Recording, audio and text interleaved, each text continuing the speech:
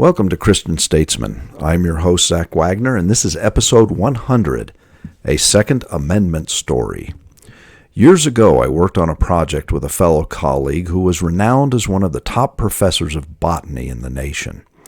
He is a rather jovial fellow, completely dedicated to his work. He does a lot of work in Mexico, helping the government and local farmers there increase and improve their crop yields.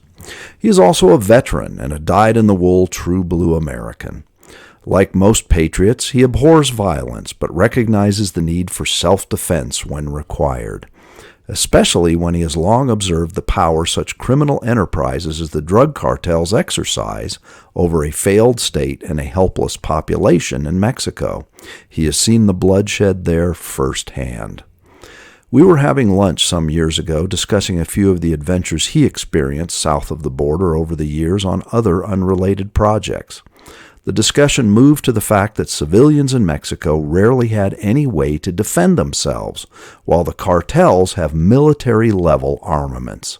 This is obviously a very unbalanced power distribution, and the people of Mexico suffer because of it. He then related a fascinating story.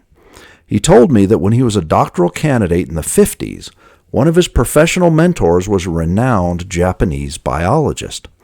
As their relationship grew, his professorial tutor shared the fact that he was a colonel in the Japanese army at the outset of World War II. Because he had obtained advanced degrees at the University of Wisconsin in the 30s and knew America well, he was placed in intelligence for the majority of the war. One day when they were talking together, my friend asked his mentor why the Japanese had not invaded the west coast of the United States immediately after Pearl Harbor. It was estimated by our own military that the Japanese could probably push as far as Illinois before meeting substantial resistance. Such a plan might have forced a capitulation and avoided the long, drawn-out conflict that cost millions of lives and eventually left Japan in smoldering ruins. His response to my friend's question was interesting and insightful, and holds a lesson for all of us here. The Japanese professor noted that discussions of a U.S. invasion were held in Japan at the highest levels prior to the outset of the war. He noted that he himself and many of the high military staff members had either studied or traveled in America. They all were aware that while the American military was weak from the effects of the Depression, there were still untold numbers of gun owners in the United States. He observed that while he was studying in Wisconsin, there were over 350,000 hunters in that one state alone. He said they did not know specifically how many gun owners were in the western United States altogether, but they estimated it easily exceeded 15 million. His next statement should be framed in every hall of government and high school civics classroom.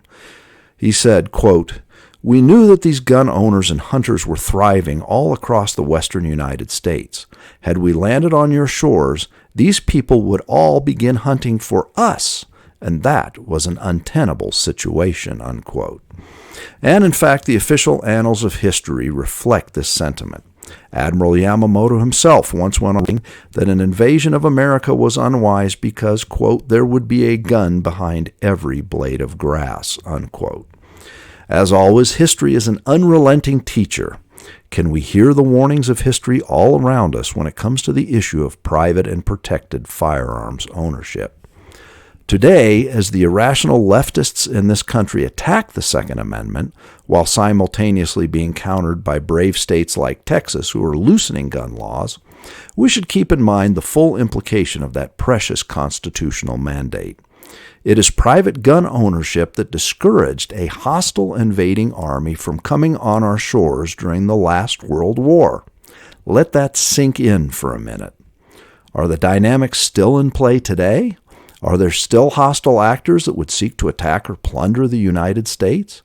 One could argue that the threat from communist adversaries today is far more acute than it was from Axis powers in the 1940s. Most anti-gunners would argue we have a professional military and police to handle such situations, yet they are the same ones demanding the defunding of the police and slashing of military budgets. One can never tell when we will be on our own in a desperate situation. The bottom line is this: that the Second Amendment is a great equalizer. It allows the free citizen to defend themselves from almost any potentially deadly situation. And it stands as historical fact that our Second Amendment saved our nation from conflict on our own soil just 2 generations ago. Seems like someone had a bit of foresight back at our country's founding. Think about what the true stories of history have to teach us about this critical principle. Thank you for being with us today. Please subscribe, and as always, have a blessed day.